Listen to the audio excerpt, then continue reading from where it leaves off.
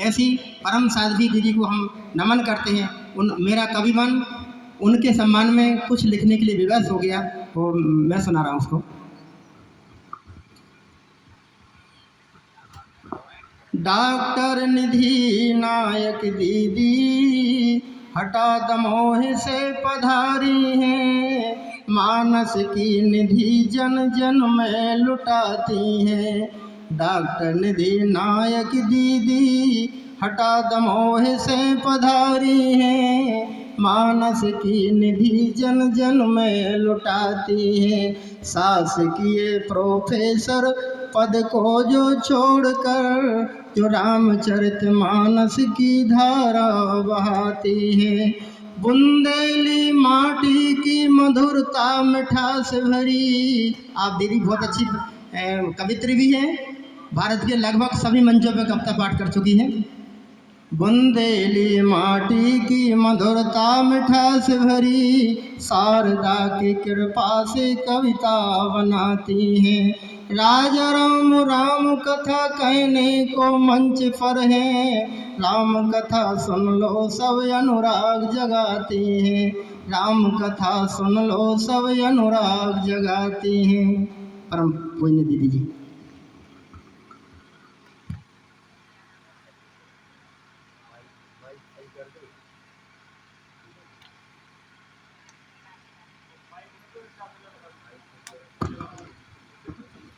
राधे राधे, राधे राधे, जय सिया राम। सभी लोग एक बार प्रेम से बोले जय सिया राम, जय सिया राम। आज मैं अपने आप को बड़ा सौभाग्यशाली महसूस कर रही हूँ कि मेरे से ज़्यादा अतिशय बड़भागी शायद ही कोई होगा कि इस मंच से, जहाँ बहुत मानस मर्मज्ञ हमारे पूज्य स्वामी राजेश्वरानंद जी, चाचा जी विवेकानंद जी और मृदुल जी, स्वामी विश्वंभर दास जी, स्वामी विनीत जी, ऐसे ऐसे मानस मर्मज्ञ इस मंच से अपनी वाणी से आप लोगों को आशीर्वाद देके गए हैं। उस मंच पे आज मुझे आप लोगों के साथ संबोधन करने मिल रहा है, ये मेरा परम सौभाग्य है। और साथ ही साथ आज मेरा परम सौभाग्य है, हमेशा सोचते होंगे कि बच्चे माँ बाप की सुनते हैं, आज मेरा ये भी सौभाग्य है कि मेरे माता पिता आज मुझे यहाँ सुनने के लिए आए हैं। तो मैं आप सबसे एक बार निवेदन करूँगी कि मेरे माता पिता का भी करतल ध्वनि से स्वागत करें। मेरे माता पिता यहाँ पधारे हुए हैं, तो मेरा उनको भी नमन है। स्टेज पर बैठे सभी रामचरितमानस के मर्मज्ञ सभी ज्ञाताओं को मेरा कोटि कोटि प्रणाम है, कोटि कोटि वंदन है। जय सिया राम। गुरुर्ब्रह्मा गुरुर्विष्णु गुरुर्देवो महेश्वरः, गुरुर्साक्षात् परब्रह्म तस्मै श्री गुरुवे नमः। श्री गुरु चरण सरोज रज निज मन मुकुर सुधार, वरनौ रघुवर विमल जसु, जो दायक फल चार। बुद्धिहीन तनु जानिके सुमिरो पवन कुमार, बल बुद्धि विद्या देहु मोहि, बल बुद्धि विद्या देहु मोहि। हरहु क्लेश विकार। राम कथा मंदाकिनी में गोता लगाने से पहले प्रेम से हरि नाम संकीर्तन करें। फिर इसके बाद हम राम कथा की ओर मंगलाचरण करेंगे। तो आप सब जय सिया राम, जय जय सिया राम, सिया राम जय जय सिया राम, जय सिया राम, जय जय सिया राम, जय सिया राम, जय जय सिया राम। राम कथा वही व्यक्ति कह सकता है जो अपने मानस पटल पर राम को स्थापित करे, और राम कथा वही व्यक्ति सुन भी सकता है जो अपने मानस पटल पर राम को स्थापित करे। श्रोता और वक्ता दोनों के लिए ही प्रभु राम को अपने हृदय में धारण करके हम राम कथा मंदाकिनी में गोते लगा सकते हैं। तो रामचरित मानस, मैं आपको बोलूंगी कि रामचरित मानस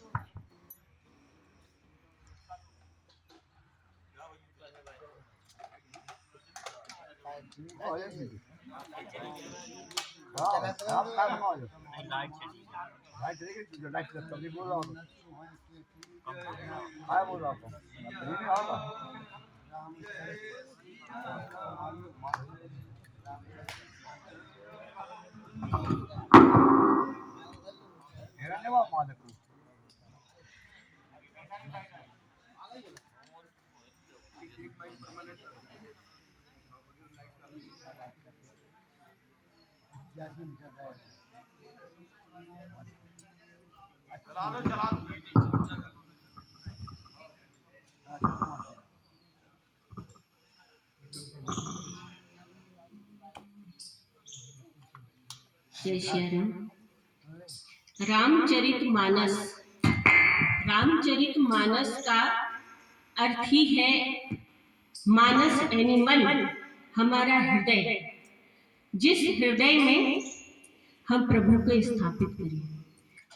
पूज्य स्वामी तुलसीदास जी ने रामचरित मानस की सम्यक स्थापना की कि हम प्रभु राम को अपने हृदय में स्थापित कर सकें।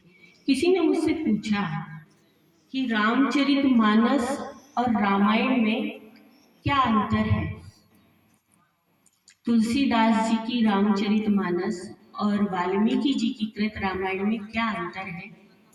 मैंने उनसे निवेदन किया, रामायण राम धन आयन, आयन यानी निवास, जहाँ राम का निवास हो उसे रामायण कहते हैं, जो वाल्मीकि जी ने लिखी। लेकिन भाषा क्लिष्ट होने के कारण हमारे आप सबके बीच न पहुंच सके। और रामचरित मानस तुलसीदास, मानस मतलब जन जन के मानस पर राम को स्थापित करना। तो रामचरित मानस की तुलसीदास जी ने व्याख्या करी और हम सब तक पहुंचाया, और मानस को पहुंचाने के साथ साथ प्रभु राम को साक्षात हमारे बीच पहुंचाया, और रामचरित मानस के माध्यम से उन्होंने दर्शन कराया। रामचरित मानस, रा शब्द जो है, राम शब्द जो है वो वर्ण है, मानस जो मानवा से मानस कहते हैं, जो वर्ण है वो सभी संप्रदाय। तो रामचरित मानस एक ऐसा ग्रंथ है जो सभी संप्रदाय के लोग इसको गा सकते हैं। प्राय वस्तुतः आप लोगों ने देखा होगा, कोई भी धर्म हो, कोई भी जाति हो, सभी लोग रामचरित मानस की चौपाइयाँ कहते हैं। वास्तव में वो चौपाइयाँ नहीं, मंत्र है, सिद्ध मंत्र है, वेद की ऋचाएं हैं। जब गुरुजी हमें मंत्र देते हैं तो हम सब सोचते हैं कि गुरुजी ने मंत्र दिया है और गुरु की कृपा बरसी है, लेकिन रामचरित मानस की जो चौपाई है उसे हमें सिद्ध नहीं कर रहे। वो तो आप मन से उसका उच्चारण करेंगे और स्वयं सिद्ध मंत्र है। और ऐसी कोई चौपाई नहीं है रामचरित में जिसके करने और कहने मात्र से आपकी समस्त सांसारिक समस्याओं का अंत ना हो या आपकी समस्याओं का हल ना मिले। ऐसी कोई भी रामचरितमानस में चौपाई नहीं है। आप देखिए, बच्चे जब हम दिनचर्या से उठते हैं तो कहते हैं प्रातः काल उठ के रघुनाथा, माता पिता गुरु नावहि माथा। यहीं से बच्चों के संस्कार शुरू हो जाते हैं। रामायण एक ऐसी मंदाकिनी है जो शुरू से अगर हमारे बच्चों के संस्कार अच्छे रहे, माता पिता को और क्या चाहिए। आज मैं आपके समक्ष अगर अपनी वाणी मुखर कर पा रही हूँ, ये मेरे माता पिता की ही देन है, इसी रामचरितमानस की देन है कि मैं आपके सामने कुछ बोल पा रही हूँ। यदि भी मुझे राम कथा का कहते हैं कि राम कथा वही जान सकता है जिसे काल्हा गागर भी नहीं आता। कोई भी वक्ता, कोई भी श्रोता ये कहे कि मैं राम कथा का मानस मर्मज्ञ ज्ञाता हूँ तो मैं नहीं मानती। कैसे? ऐसे ही संशय कीन भवानी, आपने सुना होगा जब पार्वती जी ने महादेव जी से कहा कि मैं राम कथा श्रवण करना चाहती हूँ, और वो ऋषि कुंभज जी के द्वार पर पहुंचे पार्वती मैया को लेके। उन्होंने कहा मैया आई हैं तो हम उनके चरण पखाड़ने लगे तो मैया को लगा अरे ऋषिवर ने तो चरण पखारे, मेरे चरण, मैं तो अज्ञानी, तो ये मुझसे भी बड़े अज्ञानी, इनको कैसे राम कथा आएगी। वहीं से मैया राम कथा नहीं सुन गई। दो लोग सुनी, किसने? एक महादेव जी ने सुनी कथा। क्यों? ऐसा क्यों? उनके मन में अहंकार आ गया, मैं तो सर्वज्ञ हूँ, मैं ज्ञाता। काश मैया के मन में अहंकार न होता। मैया सोचती कि मुझे भी नहीं आता तो शायद, और जैसे ही मैया राम को जान जाती तो सती भी न होती, मैया सती न होती। लेकिन मैया तो हम और आप ये सोचें कि हम ज्ञाता है, तो मैं कहूँगी मैं आप सबके समक्ष बहुत छोटी हूँ और यहाँ पे सभी मेरे लिए राम की दृष्टि से है। पूज्य स्वामी राजेश्वरानंद जी कहते थे प्रभु दिखे सब में तो होवे अपराधना। तो मैं आप सब में भी सम्यक राम देखती हूँ और आप सबको, श्रोताओं को और वक्ताओं को और हमारी दीदी को भी मैं कोटि कोटि प्रणाम करती हूँ और आप सबसे आशीर्वाद चाहती हूँ कि इस मुख से अविरल अनंत आजीवन मेरे मुख से राम की भक्ति धारा प्रवाहित होती रहे। किसी ने कहा है मंगला की बेला हो, मंगला की बेला हो, संतों का मेला हो, मंगला की बेला हो, संतों का मेला हो, तेरे सन्मुख प्राण तजो कुछ ऐसी लीला हो, तेरे सन्मुख प्राण तजो कुछ ऐसी लीला हो। अंत में जाना यही है, सब कुछ यही रह जाएगा, केवल एक राम नाम है जो हमें भव से पार लगाएगा। अच्छा, और दूसरा, आज मंगलाचरण का दिन है। आज यहाँ पर हम सब मंगल करने जा रहे हैं इतने बड़े यज्ञ को, जिसे हमारे पुनीत चाचा जी ने शुरुआत की है इस यज्ञ की, तो मैं उन्हें भी इस मंच से कोटि कोटि प्रणाम करती हूँ और सबसे आह्वान करती हूँ कि जिससे जो भी जैसा भी सहयोग बने हमारे चाचा जी का सहयोग करें ताकि ये यज्ञ भी पूरा हो सके। जैसे भी, जिससे भी जो भी सहयोग बन पड़ता है हम सब मिलके करें और चाचा जी का ये यज्ञ पूरा हो सके। जब मंगलाचरण की बात आती है तो तुलसीदास जी ने केवल एक श्लोक में ही संपूर्ण रामायण कह दी। अगर आप देखें तो वर्णानाम अर्थ संधानाम रसानां छन्दसामपि मंगलानां च कर्तारौ वन्दे वाणी विनायकम्। वर्ण वर्ण यानी उन्होंने बता दिया कि वर्ण जो है प्रभु राम हमारे क्षत्रिय वर्ण से। वर्ण अर्थ अर्थ यानी अयोध्या का, वर्ण यानी बाल का, अर्थ यानी अयोध्या का अर्थ ही के कारण, और हम सबके घरों में अर्थ ही के कारण सारे अनर्थ होते हैं, और जितने हुए रामचरितमानस में वो सारे अयोध्या का। वर्णानाम अर्थ संघानाम, फिर आता है किष्किंधा कांड अरण्य।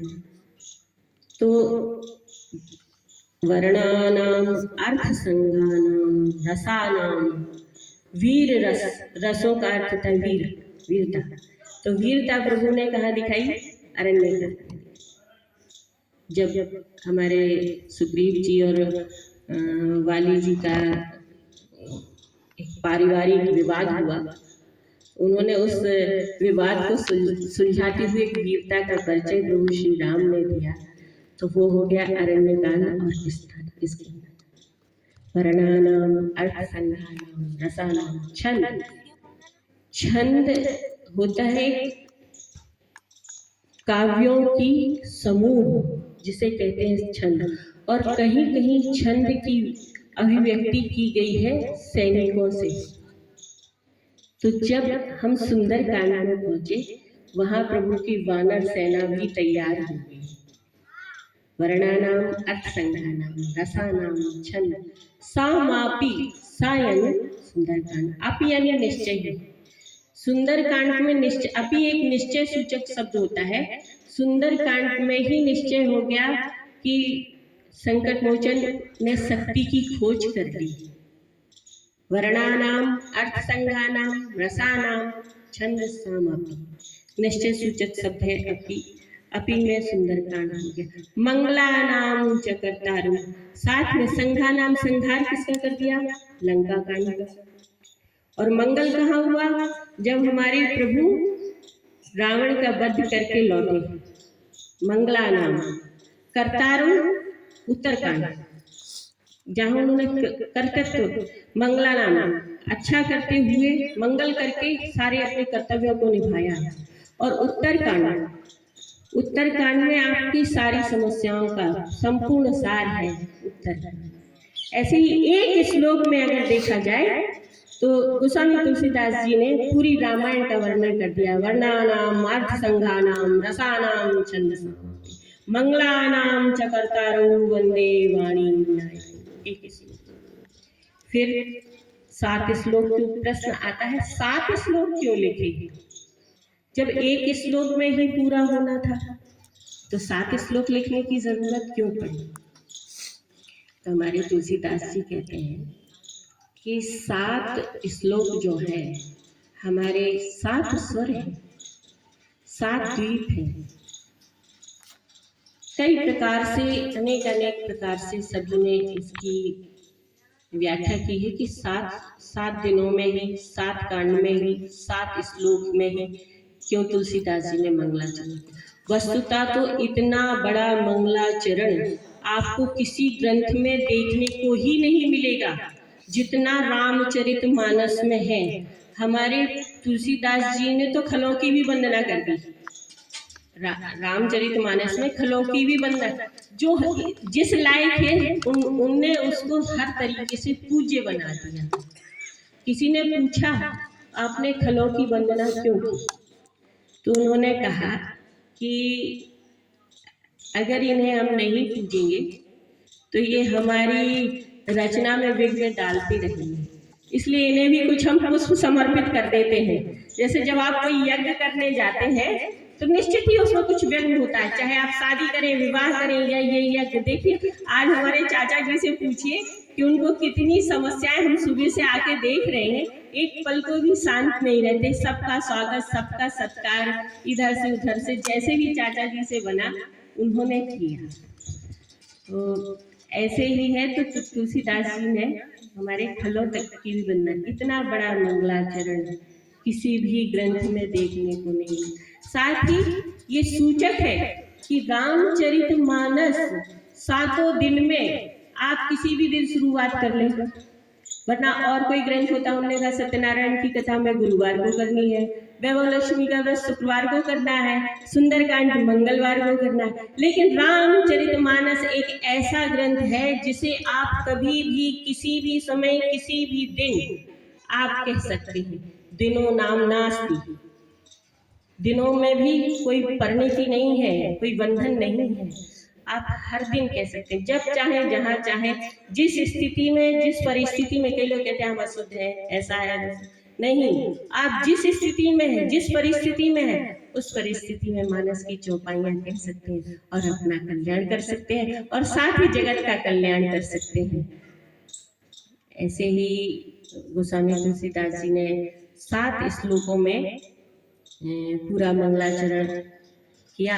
अच्छा, और उन श्लोकों में भी उन्होंने आपको जैसे मंगला नाम च कर्तारु वंदे वाणी विनायकु, पहले वाणी की वंदे वाणी विनायक, पहले सरस्वती जी को पूजा, बाद में विनायक जी को। अब प्रश्न उठा के ऐसा क्यों किया? वैसे तो पूज्य गणेश जी है, प्रथम पूज्य अपन कहते हैं ना गौरी पूजन को चले, तो प्रथम पूज्य तो गणेश जी है। लेकिन ऐसा क्यों किया? हमारे गोस्वामी जी तुलसीदास जी कहते हैं, जैसे हमारे विवेक चाचा जी बहुत सहज सरल है, ऐसे हमारे गोस्वामी तुलसीदास जी भी बहुत सहज सरल, हमें उन्हीं का स्वरूप लगते हैं। एक बार तालियां है हमारे तुलसीदास जी को। तो ऐसा ये कि उन्होंने कहा कि ऐसा कैसे किया, तो उन्होंने कहा एक बात बताइए कि हमें ये किसने बताया कि गणेश जी पूज्य हैं? कल्पना करिए, किसने बताया? वाणी ने ज्ञान दिया ना, तो वाणी सरस, इसीलिए उन्होंने पहले वाणी को पूजा, बाद में हमारे गणपति जी की पूजा की। और साथ ही दोनों गणेश जी हो और माँ शारदा हो, दोनों ही रामोपासक हैं। भगति हेतु विधि भवन विहाई, कहते हैं कि जहाँ पर राम कथा होती है वहाँ माँ शारदा दौड़ी चली आती है। तो ऐसे उन्होंने कहा कि फिर उन्होंने भवानी और शंकर की व्याख्या कर दी दूसरे श्लोक में। भवानी शंकर श्रद्धा और विश्वास का रूप है। श्रद्धा जन्म लेती है और विश्वास अजन्मा है। विश्वास जन्म नहीं लेता, श्रद्धा हमेशा। सो पार्वती मैया हमेशा जन्म लेती आई और विश्वास दृढ़ प्रतीक हमारे भोलेनाथ, जिनके हृदय से रामचरितमानस निकला। रची महेश निज मानस राधा, जिनके हृदय से रामचरितमानस निकला। और पाए सुसुमऊ शिव सन भाषा, और उन्होंने सुंदर अवसर देखकर माँ पार्वती के सामने प्रकट किया। अच्छा, एक बात जरा सोचने योग्य है कि शिव पार्वती विवाह पहले क्यों हुआ, राम विवाह पहले क्यों नहीं हुआ? जब श्रद्धा और विश्वास हमारे हृदय में विश्वास हुआ, जहाँ श्रद्धा और विश्वास का जन्म हुआ, श्रद्धा जन्मी जिसके कारण क्या उपजा? भक्ति। और प्रभु राम और सीता क्या है? सीता मैया भक्ति। तो श्रद्धा और विश्वास के मिलन से क्या हुआ? और प्रभु राम क्या है? ज्ञान और वैराग्य।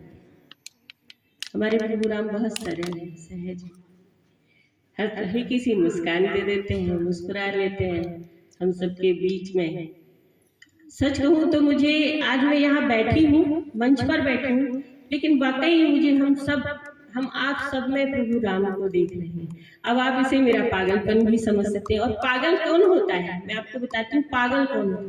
पागल जो परमात्मा के प्रेम में गल जाए उसे कहते हैं पागल। दूसरा, अगर पागल को उल्टा कर दें तो होगा लग पा, पहले लग जा पहले लगन लगा, फिर परमात्मा आपको मिल जाएंगे। बोलो जय सिया राम। अगर आपको परमात्मा चाहिए है, परमात्मा का साक्षात्कार चाहिए है, तो आप पागल हो जाइए, परमात्मा के प्रति पागल हो जाइए, लगन लगा लीजिए, आपको परमात्मा का साक्षात्कार। सब कहते हैं, मैंने सबको देखा है कि परमात्मा को पाना कठिन है। मैं कहती हूँ कि परमात्मा को पाना बहुत सहज है, बहुत सरल है। अगर आप में प्रभु भोलेनाथ जैसा विश्वास हो तो परमात्मा को पाना बहुत सहज सरल।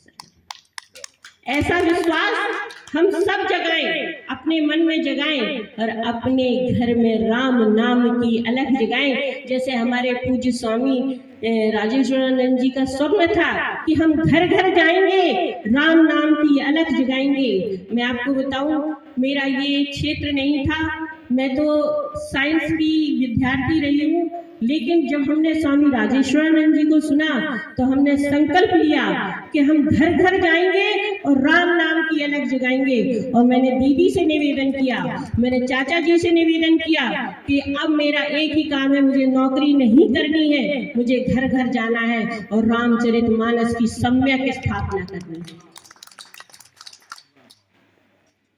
ऐसा ही मैं चाहूंगी, अगर हम और आप सब मिलके प्रभु राम की कथा का ऐसे ही प्रभु राम को जगा दें, ऐसे ही प्रभु राम को अपने मन में धारण कर लें, तो निश्चित ही आप सब यहाँ से जब जाएंगे, आप सब, मैं कहती हूँ आप सब यहाँ से जाइए, अपने मन में राम को धारण करके जाइए, निश्चित ही किसी न किसी रूप में प्रभु आपके पधारेंगे। कहते हैं कथा राम जी की है कल्याणकारी, कथा राम जी की है कल्याणकारी, कथा राम जी की है कल्याणकारी, मगर ये करेगी असर धीरे धीरे, मगर ये करेगी असर धीरे धीरे, कथा है कल्याणकारी, मगर ये करेगी असर धीरे धीरे। अहंकार मद मोह है राज भीतर, अहंकार मद मोह है लाज भीतर, उतारेगी सारा जहर धीरे धीरे, उतारेगी सारा जहर धीरे धीरे। कथा राम की है कल्याणकारी, कथा राम जी की है कल्याणकारी, मगर ये करेगी असर धीरे धीरे, मगर ये करेगी असर धीरे धीरे। न मौका मिलेगा कभी झंझटों से, न मौका मिलेगा कभी झंझटों से, जैसे भी हो कुछ समय तो निकालो, जैसे भी हो कुछ समय तो निकालो। जन्म आदमी का मिले ना मिले फिर, जन्म आदमी का मिले ना मिले फिर, चली जा रही है उम्र धीरे धीरे, चली जा रही है उम्र धीरे धीरे। कथा राम जी की है कल्याणकारी, कथा राम जी की है कल्याणकारी, मगर ये करेगी असर धीरे धीरे, मगर असर धीरे धीरे। अगर चाहता है कल्याण प्राणी, अगर चाहता है कल्याण प्राणी, तो करते रहो प्रेम सभी प्राणियों से, तो करते रहो प्रेम सभी प्राणियों से। विनय वंदना है, विनय वंदना ही अमर साधना है। तो लाते रहो ये असर धीरे धीरे, तो लाते रहो ये असर धीरे धीरे। कथा राम जी की है कल्याणकारी, मगर ये करेगी असर धीरे धीरे।